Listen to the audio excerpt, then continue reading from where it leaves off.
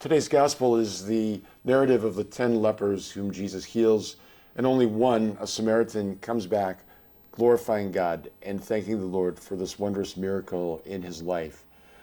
To have leprosy at the time of Christ was truly to experience a living death.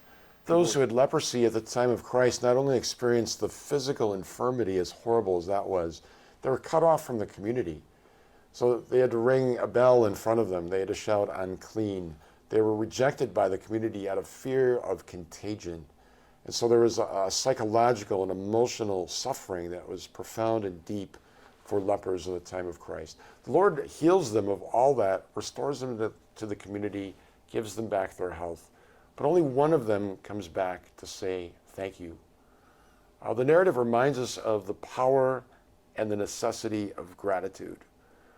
I think gratitude is one of the foundational virtues that we embrace as Christians. And certainly for us as believers, Thanksgiving is not just the fourth Thursday of November. It can't be contained to a little space on the calendar. It's a whole way of life.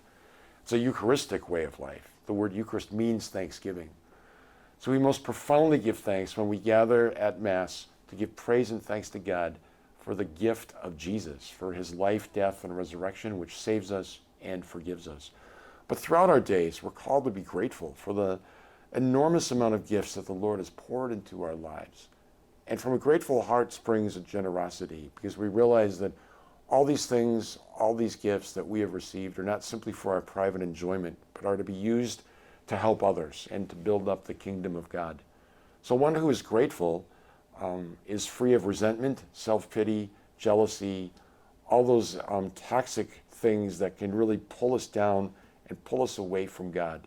To be grateful is to realize what we have rather than looking at what we don't have. It's realizing that God is so gracious and beneficent in our lives, and he calls us to go and do the same.